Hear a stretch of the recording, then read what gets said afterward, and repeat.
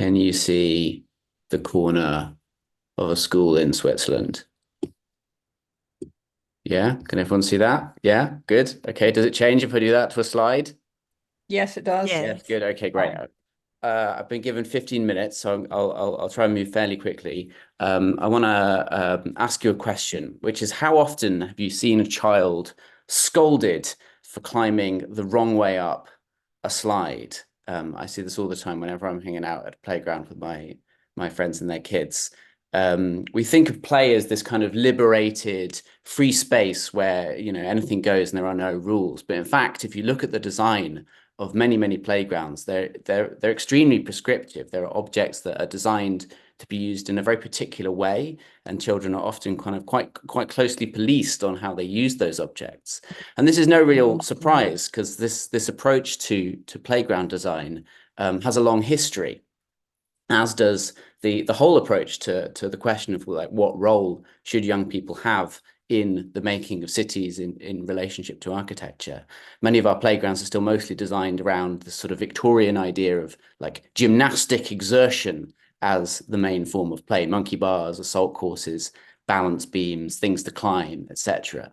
And even today, kind of brand new playgrounds like this one near me in Greenwich, though benefiting from a generous budget and a sort of whimsical aesthetic, it's still kind of the same stuff. It's a thing to climb up, thing to slide down. Now, I'm not saying this is bad.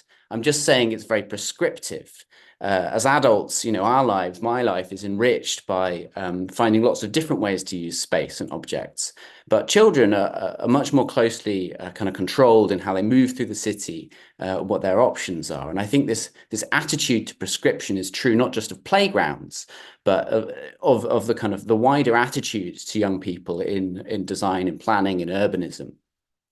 So what I want to do is have a couple of provocations at the end, but really to start with a very short history of the power of children in space to provoke a kind of discussion about where we are today.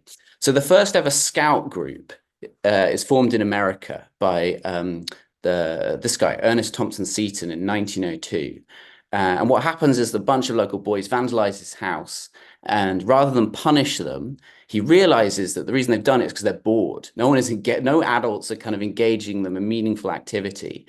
And so he starts a youth group to give them something sort of sensible to do with their time.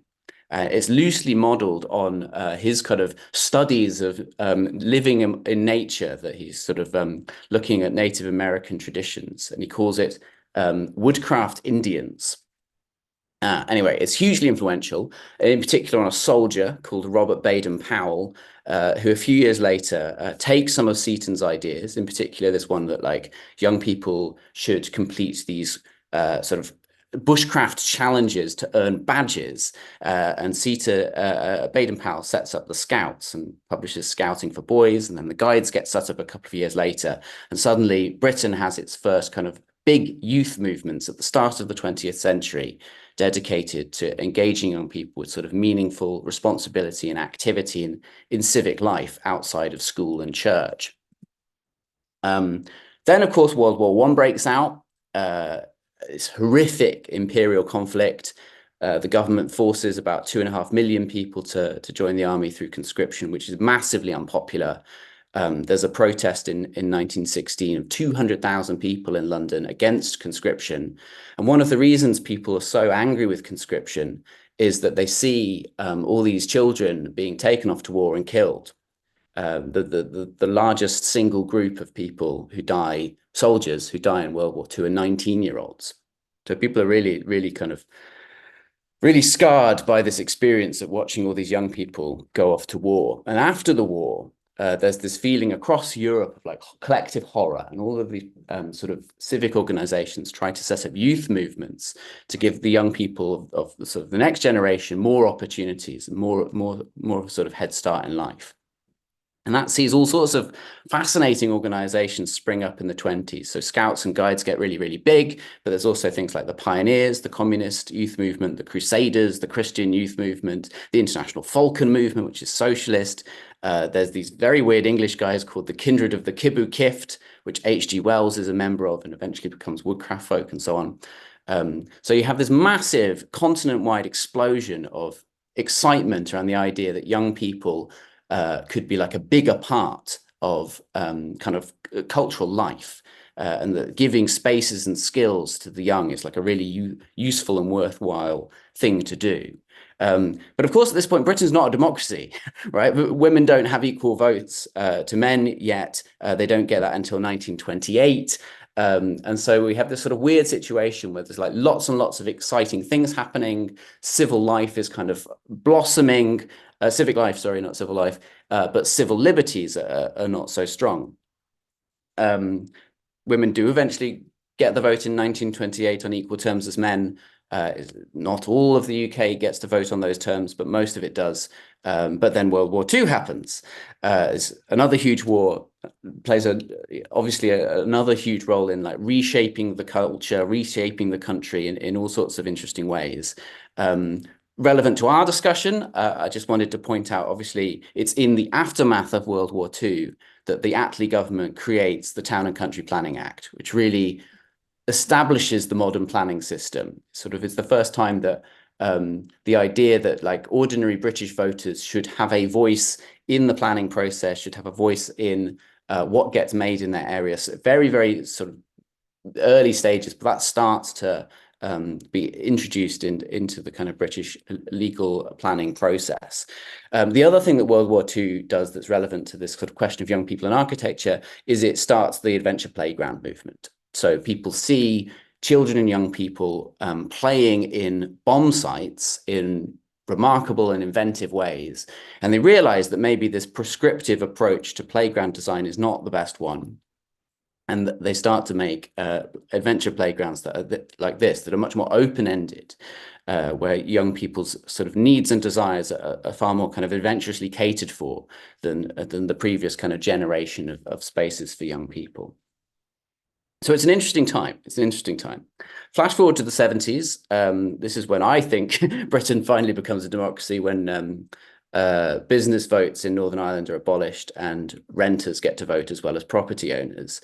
That happens in 1973. That's still roughly the political system we have today. But the other interesting thing that happens in the 70s is that Colin Ward publishes The Child in the City, this phenomenally influential manifesto of a book, really making the case for the first time that actually the whole city should be a place for children, not just these kind of designated corners of it. And in the book, he quotes the German landscape architect Hermann Matten, who says the failure of an urban environment can be measured in direct proportion to the number of playgrounds. In other words, playgrounds are a symptom of a city that is inaccessible to the young. Quite a challenging remark, but sort of saying that like you can't just rely on playgrounds, folks. We have to think more holistically. Young people are everywhere, they play everywhere. We can't just expect playgrounds to do all the heavy lifting for us as architects and urbanists.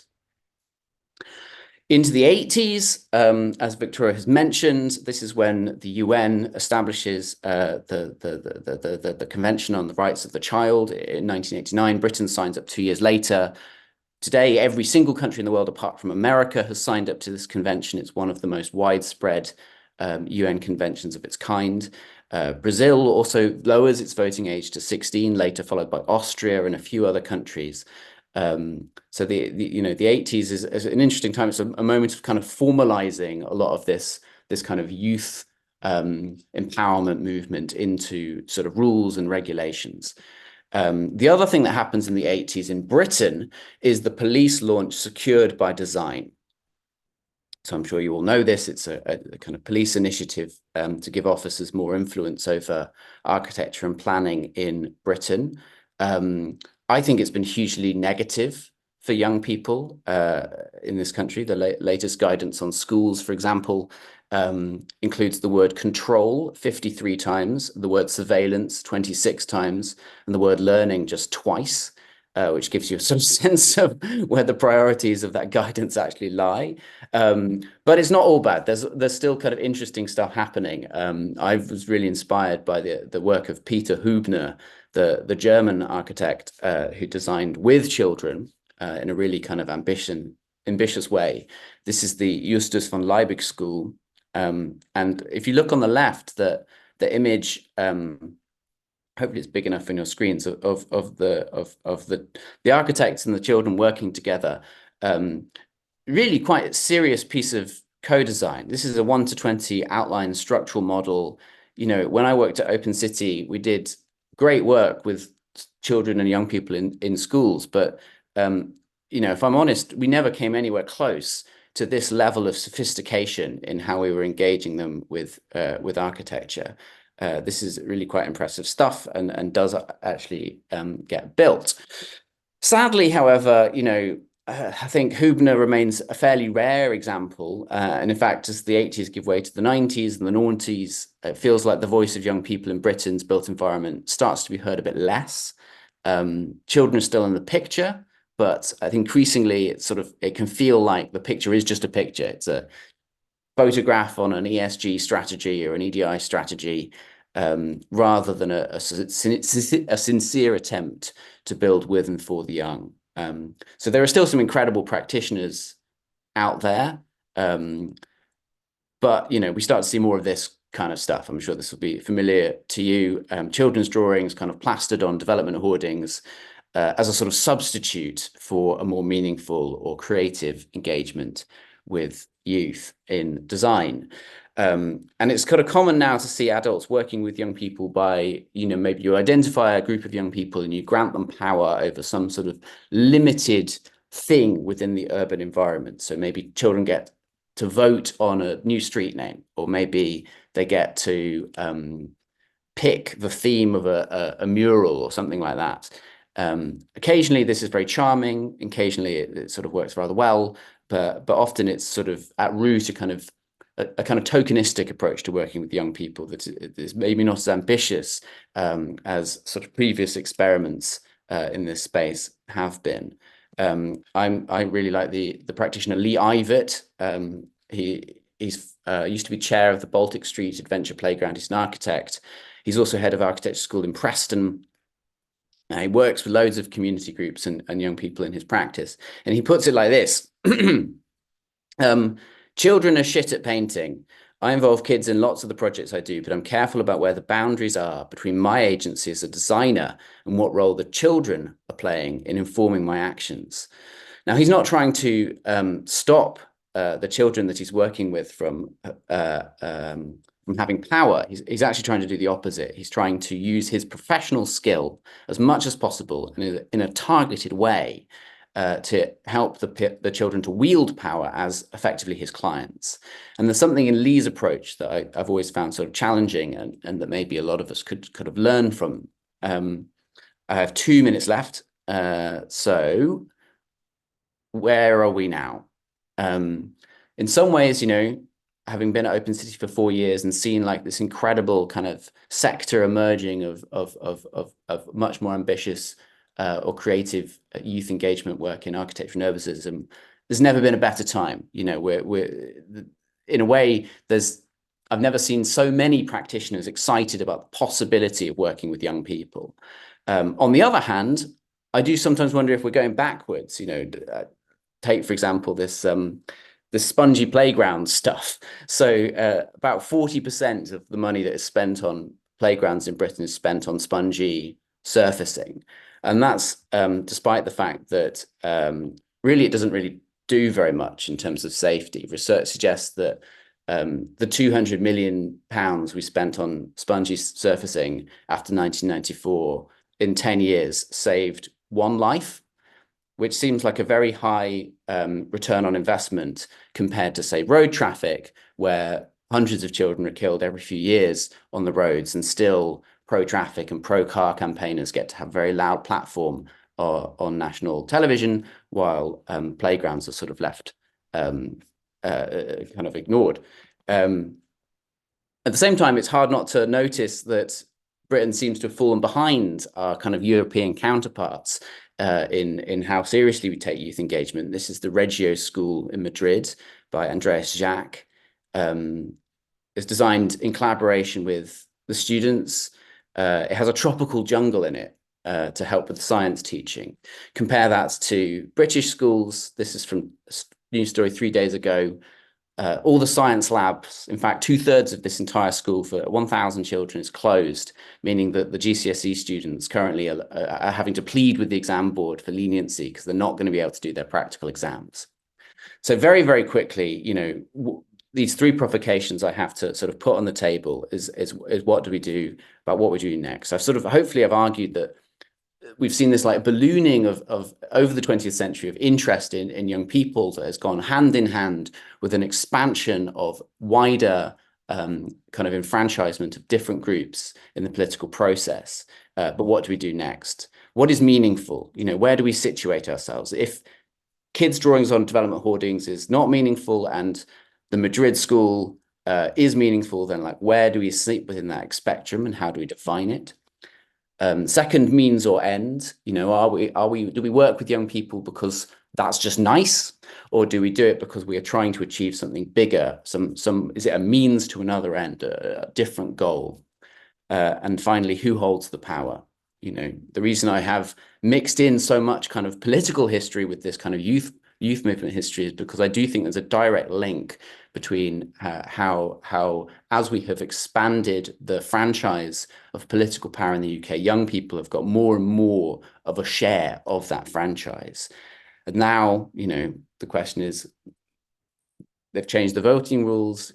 You can vote with an older person's rail card. You can't vote with the young person's rail card. There's a very clear attempt to kind of reconstrain that power. And so in that context, what should we be challenging, not just within our sector, but beyond our sector, to ensure that young people's voices are properly heard in the future of city making? So I'm going to stop there. Hopefully that was lots of interesting things to think about.